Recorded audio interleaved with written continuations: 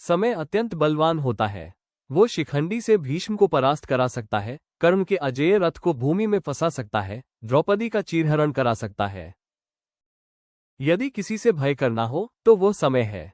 महाभारत में एक अद्भुत प्रसंग आता है। अज्ञातवास के समय धर्मराज युधिष्ठिर विराट के दरबार में उपस्थित होकर कहते हैं, राजन, मैं व्याघ्रपाद गोत्र में उत्पन्न हुआ हूँ।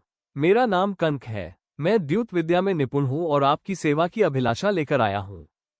धूर्त, जुआ, वही खेल जिसमें धर्मराज ने कभी अपना सर्वस्व गंवा दिया था। आज वही युधिष्ठिर कनक बनकर राजा विराट को वही विद्या सिखा रहे थे।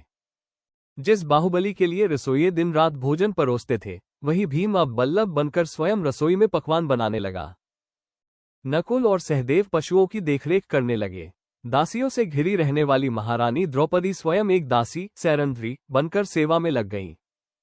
और वो धनुर्धर, उस युग का सबसे तेजस्वी युवक, महाबली योद्धा, द्रोणाचार्य का प्रियतम शिष्य, जिसके धनुष की प्रत्यंचा पर बाण चढ़ते ही युद्ध का परिणाम निश्चित हो जाता था, वही अर्जुन।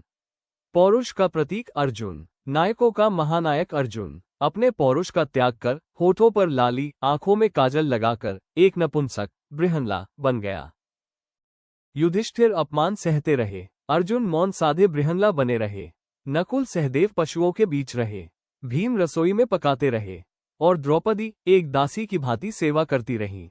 ये केवल अज्ञातवास नहीं था, यह अपने परिवार के प्रति समर्पण की पराकाष्ठा थी। ये त्याग किसी स्वार्थ के लिए नहीं था, ये परिस्थितियों के अनुसार स्वयं को ढाल लेने की असाधारण क्षमता थी।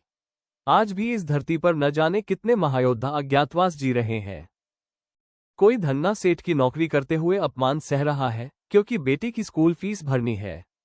कोई पिता सेल्समैन बनकर दर दर भटक रहा है क्योंकि बेटी का विवाह करना है। असंख्य पुरुष स्त्रियां प्रतिदिन अपने सुख दुख त्याग कर केवल परिवार के अस्तित्व के लिए संघर्ष कर रहे हैं। केवल परिवार के अस्तित्व के लिए संघर्ष कर रहे हैं।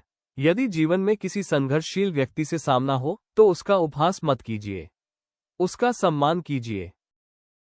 फैक्ट्री के बाहर खड़ा गार्ड, होटल में रोटी परोसता वेटर, सेठ की गालियां सहता मुनीम, वास्तव में कनक, बल्लभ और बृहन्ला ही है। कोई भी व्यक्ति अपनी इच्छा से पीड़ा नहीं चुनता।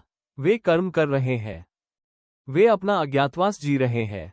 वे कमजोर नहीं है, उनके हालात कमजोर है, उनका समय कमजोर है। याद रखिए, जब अज्ञातवास समाप्त हुआ तो बृहन्ला पुनः अर्जुन बने और कौरवों का नाश कर अपना यश और कीर्ति पूरे विश्व में फैला दी। समय बदलते देर नहीं लगती, समय बदलते देर नहीं लगती। इसलिए जिसका समय खराब चल रहा हो उसका अनादर मत कीजिए, उसका साथ दीजिए, उसका सम्मान कीजिए, क्योंकि एक दिन हर संघर्षशील, कर्मठ और ईमानदार व्यक्ति का अज्ञातवास समाप्त होगा।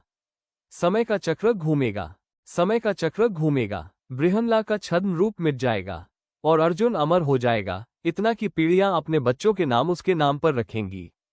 इतिहास बृहन्ला को भूल जाएगा, इतिहास अर्जुन को याद रखेगा। इसलिए हर संघर्षशील व्यक्ति में बृहन्ला मत देखिए, कनक मत देखिए, बल्लभ मत देखिए, उसमें धनुर्धर अर्जुन देखिए, धर्मराज युधिष्ठिर देखिए, महाबली भीम देखिए। उसका सहयोग कीजिए, उसके प्रयासों को सराहिए, क्योंकि हर अज्ञातवास का अंत निश्चित है। यही नियति है, यही समय का चक्र है, यही महाभारत की शाश्वत सीख है। अगर आपको ये वीडियो अच्छी लगी हो तो प्लीज़ लाइक और सब्सक्राइब करें। आपका एक लाइक मुझे और वह नई वीडियो बनाने के लिए प्रेरित करती है। Thank you.